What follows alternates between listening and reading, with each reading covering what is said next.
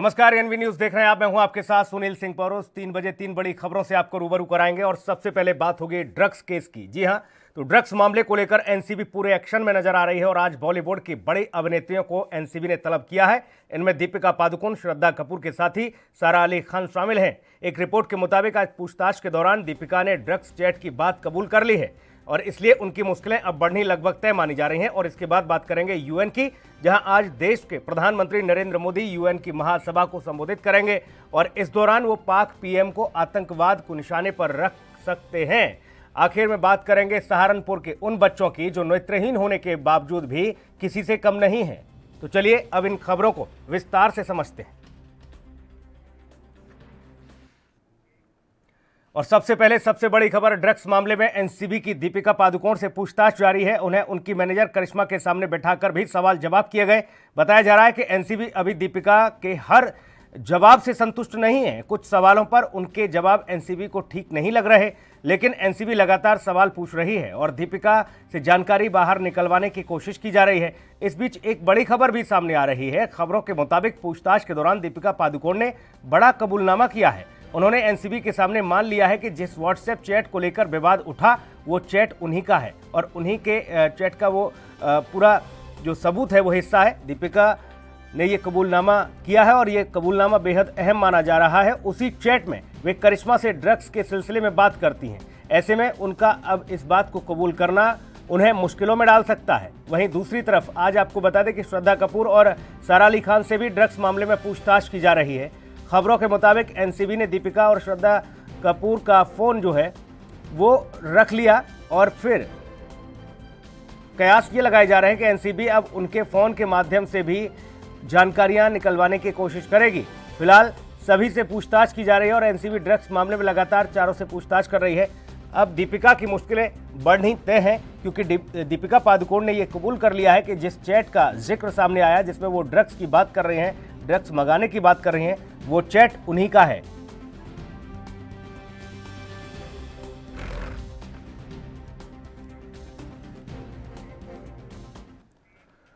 और सीधा मुंबई लिए चलेंगे आपको। हमारे सहयोगी लगातार बने हुए हैं। मुरारी हमारे साथ बने हुए हैं जो कि एनसीबी ऑफिस है। सत्यप्रकाश हमारे साथ बने हुए हैं जो कि सीधे तौर पर वो पहुंचे हुए हैं दीपिका पादुकोण के घर के बाहर से। सबसे पहले मुरारी आपसे जानना चाहूंगा, आप जहां मौजूद हैं वहां पूछताछ की जा रही है और 3 बड़ी हीरोइनों को आज बुलाया गया एनसीबी में पूछताछ के लिए। सबसे पहले दीपिका से जुड़ी अपडेट। जी सुनील जी, बिल्कुल सही कहना है। ठीक मेरे पीछे एनसीबी का वही कार्यालय है जहां पर दीपिका पादुकोण से एनसीबी के 4 ऑफिसरों द्वारा लगभग 4 से 5 घंटे का समय होना चल चुका है। अभी भी पूछताछ चल रही है और उनसे उन तमाम सवालों के जवाब पूछे जा रहे हैं, चाहे व्हाट्सएप ग्रुप के एडमिन की बात हो, चाहे ड्रग्स चैट की बात हो, या फिर उस ग्रुप में और कौन कौन से लोग शामिल थे, कब एक ग्रुप बनाया गया था, कितने लोग इस ड्रग्स पैंडल में शामिल थे, क्या इससे पहले उन्होंने ड्रग्स मंगाया था। ऐसे तमाम सवालों को एनसीबी लगातार पूछ रही है। सुनील जी, इतना साफ है कि जिस तरीके से पूछताछ चल रही है, जो समय गुजर रहा है, ये जरूर दीपिका पादुकोण की मुश्किलें बढ़ाने वाली है क्योंकि 2017 का जो ड्रग्स वीडियो वायरल हुआ है उसे भी लेकर के एनसीबी लगातार सवाल जवाब कर रही है। जी बिल्कुल मुरारी, और जाहिर तौर पर यह भी सामने आ रहा है जो अंदर से खबरें हैं कि एनसीबी दीपिका के जवाबों से संतुष्ट नहीं है। कई सवालों पर दीपिका ने चुप्पी साध ली और ऐसे में यह माना जाता है कि जब एनसीबी पूछताछ करती है, अगर वहां पर चुप्पी साध ली जाती है तो संलिप्तता आपकी दर्शा दी जाती है। तो ऐसे में ये तमाम सारी चीजें रिकॉर्ड में आ रही हैं और जाहिर तौर पर मुश्किलें बढ़ना लाजमी है। जी सुनील जी, बिल्कुल सही है। पहले राउंड के पूछताछ में दीपिका ने जो कुछ जवाब दिया था, एनसीबी उनकी जवाब से संतुष्ट नहीं थी क्योंकि दीपिका जो बातें बता रही थी वो काफी गोल गोल घुमाकर बता रही थी। लेकिन दूसरे राउंड में जब एनसीबी ने महिला पुलिसकर्मी के सामने सख्ती से और सीधा सटीक सवाल उनसे पूछा, उसके बाद उन्होंने ड्रग्स चैट वाली बात कबूल कर ली है, जिसे लेकर के अब एनसीबी ये जानने की कोशिश कर रही है कि दीपिका पादुकोण के संपर्क संपर्क में बॉलीवुड के और कितने लोग थे, दीपिका पादुकोण क्या ड्रग्स लेती थी या ड्रग्स मुहैया कराती थी, इन तमाम सवालों को एनसीबी उनसे कंगाल रही है। लेकिन इतना जरूर है कि दीपिका पादुकोण एनसीबी के जवाबों को सही तरीके से जवाब नहीं दे पा रही है। एनसीबी के जो जवाब दिया है उससे एनसीबी संतुष्ट नहीं है और यही वजह है कि पूछताछ अभी भी जारी है। जी बिल्कुल, और देखना भी है कि आखिर कितनी देर और ये पूछताछ चलेगी। और लौटूंगा मैं आपके पास तमाम सारी अपडेटों के साथ, लेकिन हमारे साथ दीपिका पादुकोण के घर जुहू से सत्यप्रकाश भी हमारे साथ बने हुए हैं। सत्यप्रकाश, क्या कुछ अपडेट आपके पास? घर के बाहर का माहौल किस तरह का है, सुरक्षा व्यवस्था किस तरह की है? देखिए, जिस तरह से आज सुबह दीपिका पादुकोण के घर के बाहर मुंबई पुलिस की छावनी बन गई थी, मुंबई पुलिस लगातार नजर रख रही थी, लेकिन जिस तरह से दीपिका पादुकोण मीडिया को छकाते हुए डायरेक्ट जो है एनसीबी दफ्तर पहुंच गई थी, ऐसे में बताया जा रहा था कि दीपिका पादुकोण कहीं न कहीं मीडिया के सवालों से बचते हुए एनसीबी दफ्तर पहुंच गई। वहीं जिस तरह से मुंबई पुलिस की सुरक्षा लगाई गई थी, अब आप देख पा रहे हैं मेरे पीछे कि मुंबई पुलिस को सुरक्षा अब नहीं है। हालांकि दीपिका पादुकोण पूछताछ के बाद जब अपने घर की तरफ आएंगी तब जो है मुंबई पुलिस जाहिर तौर पर यहाँ पे फिर से बढ़ा दी जाएगी, क्योंकि लगातार जिस तरह से उनके पति रणवीर सिंह ने यह मामला बताया था कि दीपिका को घबराहट होती, उनको डर पूरी तरह से मुस्तैद थी और जो है यहाँ तैनाती कर दी गई थी। ठीक, बिल्कुल, हालांकि अब डरने की तो बात है, क्योंकि इस तरीके के कृत्य जब कोई बड़ा अभिनेता अभिनेत्री या फिर रसूखदार व्यक्ति करता है, जो लोगों का आइडियल होता है, जो लोगों को इंस्पायर करता है, इनके बेचे हुए हर एक प्रोडक्ट को लोग खरीदते हैं ये समझ के कि इस प्रोडक्ट को दीपिका याद करती हैं, इस प्रोडक्ट को दीपिका इस्तेमाल करती हैं, इसलिए लोग खरीद लेते हैं और तमाम सारे प्रोडक्टों की ब्रांड एम्बेसडर ये लोग बन जाते हैं। और ऐसे में जाहिर तौर पर सत्यप्रकाश, जो आप कह रहे हैं कि अब मीडिया से बचते हुए नज़र आ रहे हैं, ये लोग मीडिया के कैमरे से बचते हुए नज़र आ रहे हैं, क्योंकि इन्होंने जो सारी चीज़ें की, चाहे वो करण जौहर की पार्टी का एक मसला हो जो 2019 में आयोजित की गई थी, उस पार्टी में भी कुछ इस तरह की चीज़ें देखने को मिली थी और सोशल मीडिया पे जमकर वायरल किया गया था। यानी कि आप इस तरीके के संदेश भी देने के काम करते हो कि हम इस तरीके के कामों में संलिप्त रहते हैं और आप इनसे इंस्पायर हो, यानी कि युवाओं को ये गलत मैसेज देने की भी बात सामने आ रही थी। ऐसे में लगातार जो आप बता रहे हैं वहाँ घर पर छावनी में तब्दील, अभी फिलहाल क्या सुरक्षा व्यवस्था इसी तरह की है सत्यप्रकाश, जैसा सुबह माहौल था? और आज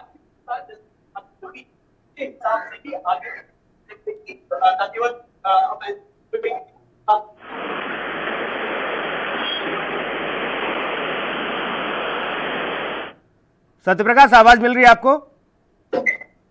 जी सत्यप्रकाश, अभी फिलहाल क्या स्थिति है? जो सुरक्षा व्यवस्था की आप बात कर रहे हैं, या जो लगातार जो चहल पहल की बात कर रहे हैं, वो उसी तरह की है जैसे सुबह थी?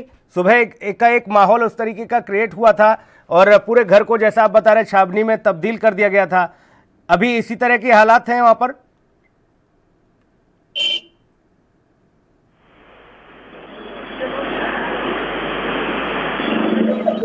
लगता है आवाज जो है सत्यप्रकाश तक नहीं जा पा रही है। मुरारी हमारे सहयोगी लगातार एनसीबी के दफ्तर के बाहर से बने हुए हैं।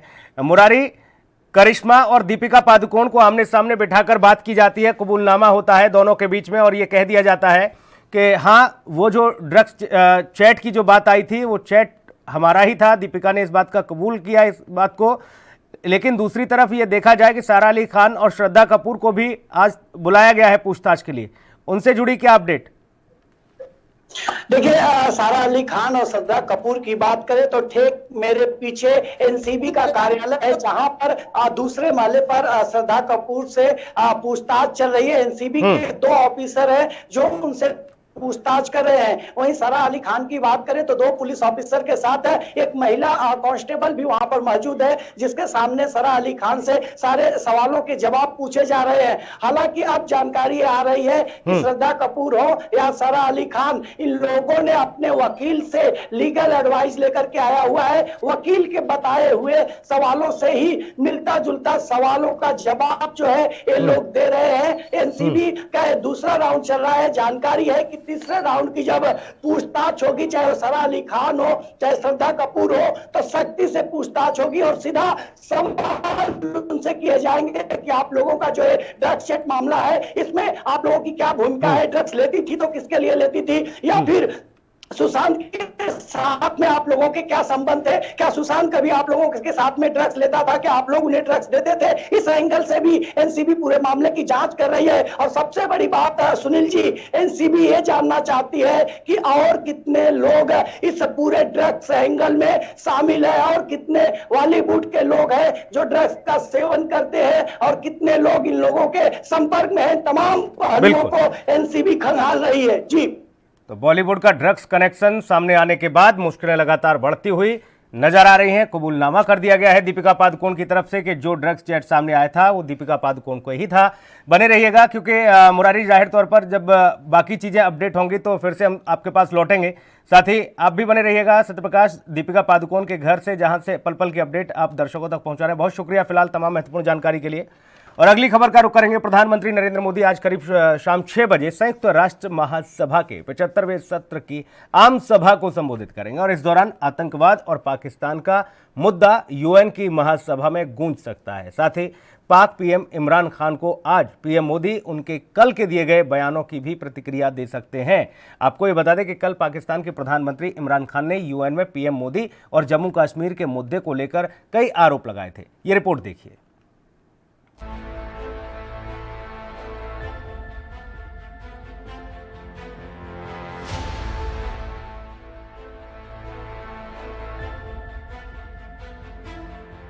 United nation general assembly hall में पाकिस्तान के प्रधानमंत्री इमरान खान ने बीते दिन अपने भाषण में जम्मू कश्मीर का मुद्दा उठाया और भारत पर कई तरह के आरोप लगाए। साथ ही बीजेपी और आरएसएस को लेकर भी इमरान खान ने दुनिया के सामने झूठ बोला। वह इमरान खान के भाषण पर भारत ने भी करारा जवाब दिया है। शनिवार को राइट टू रिप्लाई में इंडिया मिशन के फर्स्ट सेक्रेटरी मिजितो विनीतो ने कहा कि इस हॉल ने किसी ऐसे व्यक्ति के बारे में लगातार सुना जिसके पास खुद के लिए दिखाने के लिए कुछ भी नहीं था, जिसके पास बोलने के लिए कोई उपलब्धि नहीं थी और दुनिया को देने के लिए कोई उचित सुझाव नहीं था। भारत की ओर से पाकिस्तान को जवाब देते हुए मिजितो विनीतो ने आगे कहा कि कश्मीर पर अब सिर्फ पीओके की ही चर्चा बाकी है और पाकिस्तान को अब पीओके खाली करना होगा। उन्होंने कहा कि इमरान खान ने खुद पाकिस्तान की संसद में ओसामा बिन लादेन को शहीद करार दिया था। यही नहीं, पाकिस्तानी प्रधानमंत्री ने 2019 में अमेरिका में माना था कि उनके देश में 30 से 40 हजार आतंकियों को ट्रेनिंग दी गई, फिर उन्हें भारत और अफगानिस्तान में आतंकवाद फैलाने के लिए भेजा गया।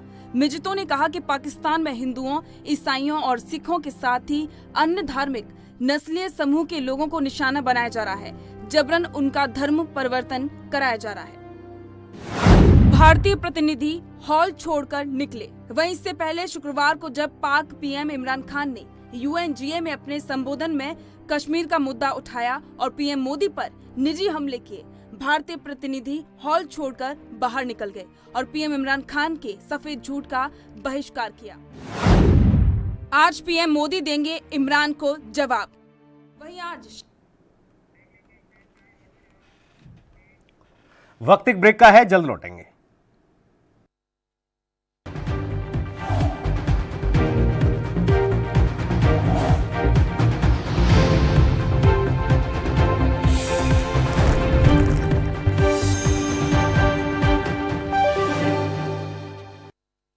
क्या आप दुबले पतले कमजोर हैं? आपकी सेहत नहीं बनती, भूख कम लगती है, वजन नहीं बढ़ता।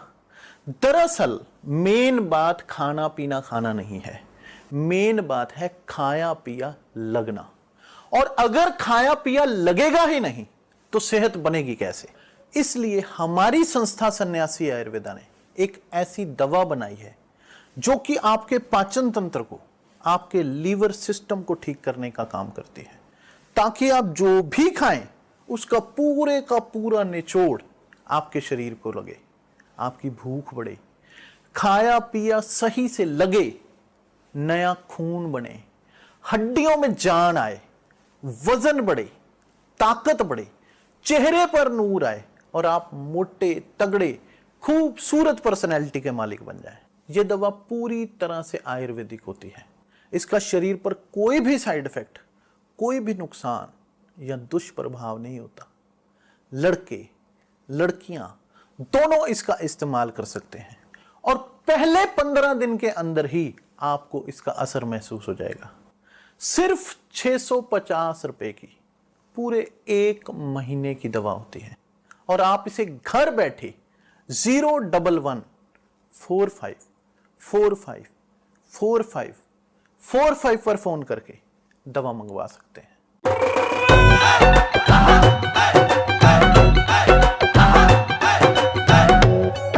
सरदार संगत सिंह अज बहुत खुश है। इन्हें मेरी गल मन्नी ते समझदारी दिखाई, पराली नहीं जलाई, मशीन दी वरतों कीती ते फिर भी इस बार झाड़ च कोई कमी नहीं पाई। सरकार ਦੇ ਆંકੜੇ ਸਾਬਿਤ ਕਰਦੇ ਹਨ ਕਿ ਪਰਾਲੀ ਨਾ ਜਲਾਉਣ ਤੇ ਵੀ ਫਸਲ ਪੂਰੀ ਮਿਲਦੀ ਹੈ। ਇਸੇ ਲਈ ਤਾਂ ਲੱਖਾਂ ਕਿਸਾਨ ਭਰਾਵਾਂ ਨੇ ਵਿਖਾਈ ਹੈ ਸਮਝਦਾਰੀ। ਹੁਣ ਹੈ ਤੁਹਾਡੀ ਵਾਰੀ। ਤਾਂ ਪਤੇ ਦੀ ਗੱਲ ਇਹ ਹੈ, ਪਰਾਲੀ ਨਾ ਜਲਾਏ ਜੋ ਸਭ ਤੋਂ ਸਮਝਦਾਰ ਉਹ। ਜੇ ਤੁਹਾਡਾ ਕੋਈ ਸਵਾਲ ਹੈ ਤਾਂ ਕਾਲ ਕਰੋ 1800 180 1552 ਤੇ।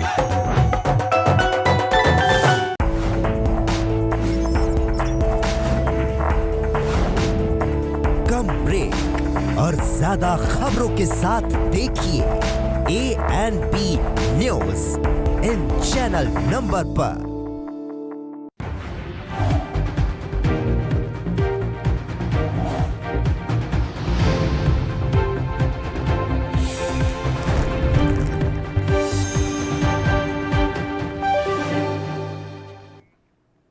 ब्रेक के बाद स्वागत है आपका। सहारनपुर में अपनी आंखों की रोशनी खो चुके बच्चे आज किसी से कम नहीं हैं। नेत्रहीन होने के बावजूद ये बच्चे पढ़ाई के साथ साथ कंप्यूटर कोर्स और गायन के क्षेत्र में कदम बढ़ाकर आत्मनिर्भर बनने के लिए प्रयासरत हैं। जब छात्रों के हौसलों को नेत्रहीन और विकलांग कल्याण समिति नाम की संस्था ने पंख लगाए तो रास्ते में आने वाली बाधाएं दूर होकर इनके शिक्षित होने का मार्ग जो है प्रशस्त करने लगी। मैं यहाँ पर 1 साल से हूँ। मैं यहाँ बेसिक कंप्यूटर म्यूज़िक और पढ़ाई करते हैं हम यहाँ से। मैंने हाई स्कूल की है। मैं एक अच्छा सा टीचर बनना चाहता हूँ। समाज में कुछ बच्चे ऐसे भी होते हैं जिनको जन्म लेने के बाद भी इस दुनिया को देखने का मौका नहीं मिल पाता। हम बात कर रहे हैं नेत्रहीन बच्चों की जो इस दुनिया को देखने में असमर्थ हैं। लेकिन इसके बावजूद इन छात्रों के हौसले इतने बुलंद हैं कि बिना आंखों के भी अपने हुनर से किसी को भी मात देने में सक्षम है। उत्तर प्रदेश के जिला सहारनपुर में इन नेत्रहीन बच्चों को नेत्रहीन और विकलांग कल्याण समिति का सहारा मिला है। संस्था की ओर से ऐसे बच्चों को ब्रेन लिपि में पढ़ाना लिखाना, कंप्यूटर टाइपिंग, गाना बजाना जैसा निःशुल्क प्रशिक्षण दिया जा रहा है। संस्था के प्रमुख संजय शर्मा ने बताया कि अतीत में जहां से प्रशिक्षण प्राप्त कर नेत्रहीन बच्चे प्राइवेट और सरकारी डिपार्टमेंट में नौकरी कर आत्मनिर्भर जीवन जी रहे हैं। मैं नेत्रहीन एवं विकलांग कल्याण शिक्षण संस्थान चलाता हूँ और पिछले 7 वर्षों से चला रहा हूँ। कहाँ से प्रेरणा मिली आपको ये संस्था?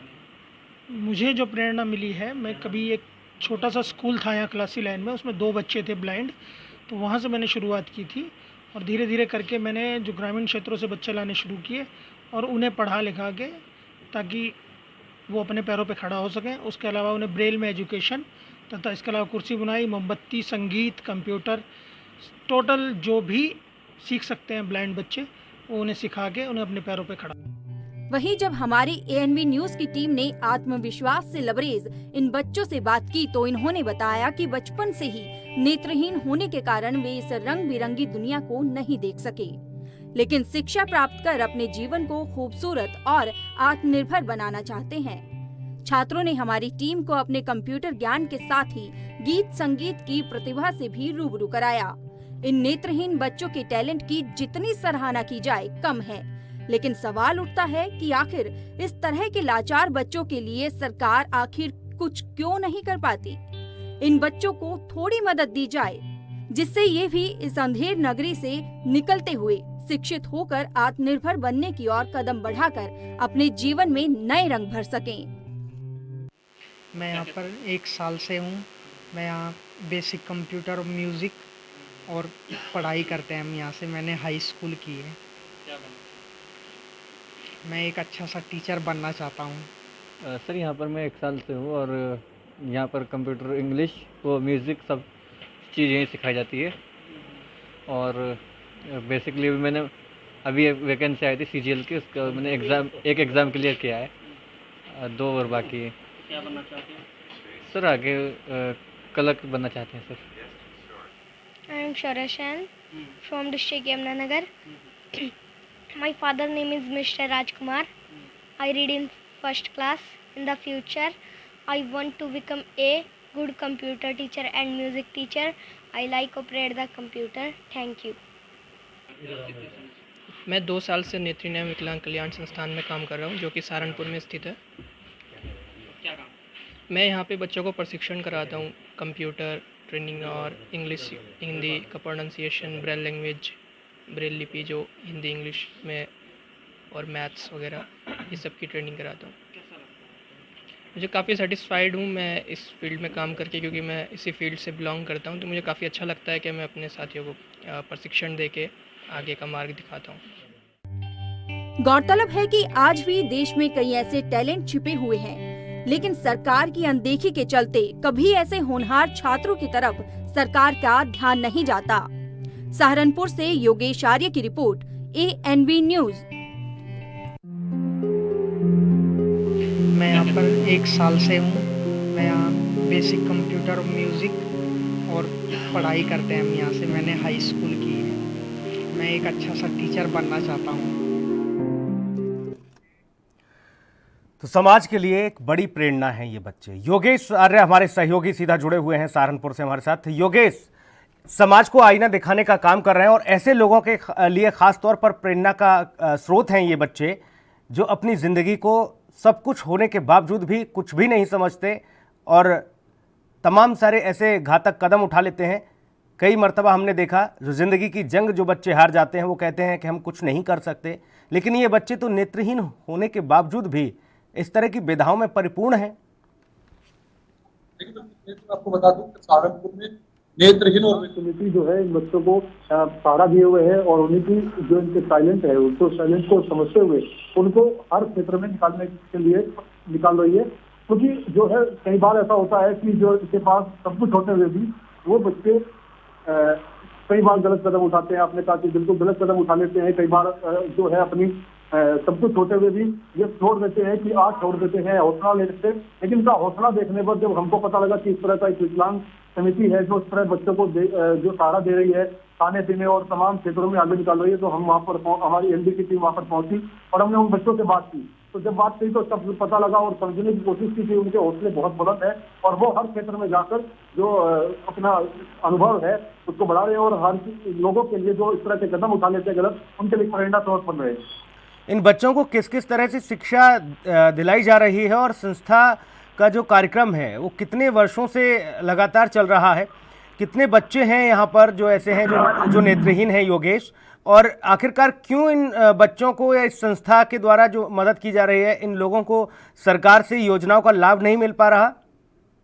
देखिए, अभी जो संस्था के स्थापक है उनका कहना यह है कि वो जो ये संस्था है वो लगभग काफी समय से वो इसमें काम कर रहे हैं और 6 साल से वो संस्था बता रहे हैं कि 6-7 साल से वो इस संस्था को चला रहे हैं और लगभग 16 बच्चे जो हैं वो यहाँ पर रहते हैं, चाहे वो अन्य राज्यों के पास से हों, चाहे कुछ जनपद के सहारनपुर जनपद के बच्चे हैं वो यहाँ पर शिक्षा ग्रहण कर रहे हैं। चाहे भजन की बात हो, चाहे हारमोनियम की बात हो, कुछ छोटा बच्चा है जो फ्लूट बहुत अच्छी बजा लेता है, गा अच्छा लेता है, कंप्यूटर बहुत अच्छी तरीके से चला लेता है।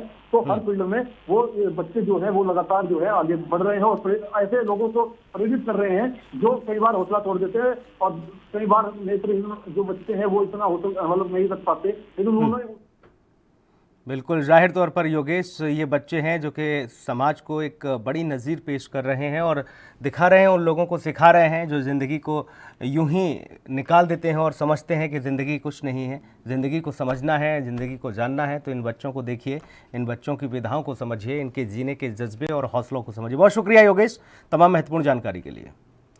और इस बुलेटिन में इतना ही। नमस्कार।